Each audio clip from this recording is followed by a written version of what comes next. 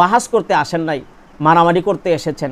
সেখানে যদি বাহাস করতে আসতেনই তাহলে অ্যাটাকমূলক, আক্রমণাত্মক এবং ব্যক্তিগত অ্যাটাক কোনো বক্তব্য আপনারা দিতেন না। টাঙ্গাইলের বাহাস নিয়ে মিথ্যা প্রচার প্রসার এবং মিথ্যা অপবাদ এবং মিথ্যা রটনা শুরু হয়ে গেছে। আমি ভেবেছিলাম এটাই হবে। সম্মানিত দর্শক, যারা দুইটি পক্ষের ভিডিও আপনারা দেখেছেন, দুইটি ভিডিওর পক্ষ থেকে আপনারা নিশ্চিত হয়েছেন, যদি সুস্থ মস্তিষ্কে আপনারা সেই ভিডিওগুলো দেখেন তাহলে আপনারা বুঝতে পারবেন এক পক্ষ গিয়েছিল ঠিকই বাহাস করার জন্য, কিন্তু আরেক পক্ষ তার কথাবার্তা বক্তব্য দেওয়ার স্টাইল সিস্টেম দেখলে বোঝা যায় তারা বাহাস করতে যায় নাই, সেখানে মারামারি করতে গেছে। কারণ তাদের মারামারি করা এবং লাঠিসুটা নিয়ে সেখানে মারামারি করা পূর্ববর্তী পুরুষদেরই অভ্যাস। সম্মানিত দর্শক, আমি সর্বপ্রথমই সুন্নিদের পক্ষে যারা বাহাস করতে গিয়েছিলেন তাদের ভিডিওটি আপনাদেরকে স্ক্রিনে আমি ভিডিওটি প্লে করছি, আপনারা স্ক্রিনে দেখুন, তারপরে মন্তব্য করুন। আমি কওমি ভাইদের ভিডিও আপনাদের সামনে উপস্থাপনা করব, আপনারা স্ক্রিনে লক্ষ্য করুন। সকলকে আন্তরিকতার সাথে বলছি, আমরা বাহাস করার জন্য ওলামায়ে কেরামদেরকে নিয়ে আমরা নির্ধারিত সময়ের বহু পূর্বেই উপস্থিত হয়েছি। ইনশাআল্লাহুল আজিজ আমরা এখনও কাছাকাছি আছি এবং বাহাসের জন্য, সুন্নিয়তের প্রচারের জন্য এবং মিলাদ ও কিয়াম ইসলামী শরীয়তে এটা কোনো অন্যায় গুনাহের কাজ নয়, বরঞ্চ ফজিলতপূর্ণ সওয়াবের কাজ। এই বিষয়টা দলিল ভিত্তিক প্রমাণ করার জন্য আজ এবং ভবিষ্যৎ জীবনে আল্লাহ তাআলা যতদিন হায়াতে বাঁচায় রাখবেন ইনশাআল্লাহ আমরা তাদের মোকাবেলার জন্য প্রস্তুত রয়েছি। আলহামদুলিল্লাহ, আল্লাহর দরবারে শুকরিয়া আদায় করি, আমাদের পূর্ববর্তী আগাবেরগণ মিলাদ কিয়াম মুস্তাহাব মুস্তাহসান হওয়ার বিষয়ে ওনারা বাহাস করে গিয়েছেন, মোনাজারা করে গিয়েছেন, প্রত্যেকটা বাহাস মোনাজারা ওনারা জয়লাভ করেছেন এবং এটাকে সাবিত করেছেন এবং যুগে যুগে মিলাদ কিয়াম এর বিরোধী লোকেরা এর বিরোধিতা করে গিয়েছে, বর্তমানও করছে, হয়তো ভবিষ্যতেও করবে। তো যতদিন তারা বিরোধিতা করবে ইনশাআল্লাহ আমরা সবসময় প্রস্তুত রয়েছি। আমরা স্পটে উপস্থিত হয়েছি এবং আল্লাহর হাবিবের শান ও আজমতের ব্যাপারে নবী করিম সাল্লাল্লাহু আলাইহি ওয়াসাল্লাম মহব্বতে মিলাদ এবং কিয়ামের বৈধতা মুস্তাহাব মুস্তাহসানের পক্ষে আমরা সবসময় যেমন তৎপর ছিলাম, আজকেও তৎপর আছি। ইনশাআল্লাহ যতদিন বেঁচে থাকবো সুন্নি জনতা রসুলের পাকের মহব্বতে মিলাদের ব্যাপারে তৎপর থাকবো ইনশাআল্লাহ। প্রশাসনের সকল দায়িত্বশীল ব্যক্তিদের সাথে আমাদের কথা হয়েছে, আমরা তিনাদেরকে এটা জানিয়েছি যে আমরা আইনের ঊর্ধ্বে না এবং আইন প্রশাসনের নির্দেশনার বাইরে আমরা কখনো চলবো না। আমরা সুন্নি মুসলমান সবসময় শান্তিপ্রিয়, সেই সুবাদে আমরা ওনাদেরকে আশ্বস্ত করেছি যে প্রশাসনের অনুমোদন না হলে আমরা এখানে থাকবো না বা অবস্থান করবো না, এই বাহাসে আমরা অংশগ্রহণ করবো না, যেহেতু অনুমোদন নেই। তবে পরবর্তীতে যদি প্রশাসনের অনুমোদন ক্রমে কোনো সুযোগ বা ব্যবস্থা এই বিষয়ে আলোচনা করার বা ডিবেট করার ব্যবস্থা করা হয় তাহলে আমরা সব সময়ের জন্য প্রস্তুত আছি ইনশাআল্লাহ, এটা আমরা প্রশাসনকে জানিয়েছি। অতএব তারা অনুমতি আনতে ব্যর্থ হয়েছে বা আমরাও চেষ্টা করেছি, যেহেতু অনুমতি আসে নাই বা আমাদের সরকার কর্তৃপক্ষ আমাদের অনুমতি দেয় নাই। যখনই এখানে অনুমতি দেওয়া হবে এবং এখানে লিখিতভাবে যখন অনুমতি চলে আসবে ইনশাআল্লাহ বাংলাদেশের যে কোনো প্রান্তে আমরা থাকবো না কেন, আমরা আমাদের নবীজির শানে এবং নবীজির সম্মানে মিলাদ কিয়ামকে প্রমাণ করার জন্য বহুবার বাহাসে এটা বিজয় লাভ হয়েছে, আমরা বিজয় লাভ করেছি এবং সুন্নিয়তের বিজয় হয়েছে। এটা আকাবের থেকে, অর্থাৎ আমাদের পূর্বসূরি আকাবের যারা ছিল তারা বাহাস করে ওদের অনেক আকাবেরকে কি করেছে, হারিয়েছে, এটা প্রমাণিত এবং এটা মীমাংসিত বিষয়, এটা একবার মীমাংসিত বিষয়। এই নিয়ে তো আর আমাদের এখানে বাস কোনো প্রয়োজন মনেও করতাম না আমরা, কিন্তু যেহেতু তারা অত্যন্ত চেয়েছিল বাস করার জন্য আমরা বাসের স্পটে এসেছি। আমরা অনুমতি না পাওয়ার কারণে আজকে আমরা এখানে ভিডিওটি দেখেছেন না, তবে সেটি সুন্নি ভাইদের যারা মুতালিব হোসেন সালিহি, আলাউদ্দিন জিহাদি সাহেব, হাসানুর রহমান হোসাইন নকশবন্দি সাহেব তারা গিয়েছিলেন, তাদের সম্পূর্ণ বক্তব্যটি দেখেছেন। তাদের বক্তব্যের মধ্যে কোনো সময় কখনো তারা কওমিদেরকে কটাক্ষ করে বা অ্যাটাক করে কোনো তারা বক্তব্য দেয় নাই। তারা এটাই বোঝাতে চেয়েছে যে আমরা সেটা মুস্তাহাবের বিষয়ে আমরা বাহাস করতে এসেছি, কিন্তু প্রশাসনিকভাবে সেখানে অনুমোদন না দেওয়ার কারণে বাহাসটি হয় নাই, সে বিষয়টি তারা উপস্থাপন করেছে।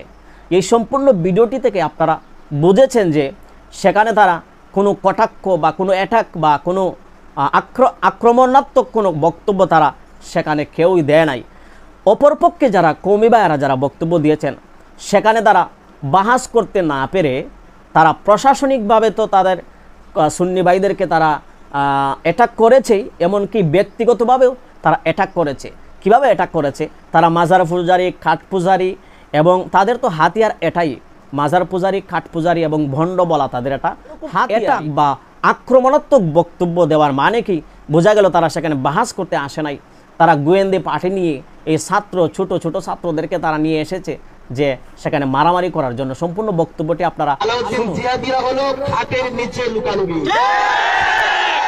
যদি হিম্মত থাকতো আজকে মধুপুরের মাটিতে যে ওলামায়ে কেরামকে ইয়াজিদের সন্তান বলা হয়েছে, এই বেদাত প্রচলিত মিলাদ কিয়াম না করার কারণে যে ওলামায়ে কেরামকে হক্কানি আলেম ওলামাদেরকে কাফের ফতোয়া দেওয়া হয়েছে, আজকে আলেম ওলামাদের প্রতিনিধিরা উপস্থিত হয়েছে। আমরা প্রশ্ন রাখতে চাই, আলাউদ্দিন জিহাদিরা তোমরা কোন উম্মতকে বানিয়েছো? নিচে লুকায় বলে নারে তাকবীর, মানে কত বড় বীর। এই সমস্ত তোমরা পালিয়ে বেড়াও, আবার পালিয়ে পালিয়ে গিয়ে নারে তাকবীর স্লোগান দিয়ে বলবা যে তোমরা জিতে গেছো। এই বাটপারি, ধোঁকাবাজি, প্রতারণা মধুপুরের মাটিতে হতে দেওয়া হবে না।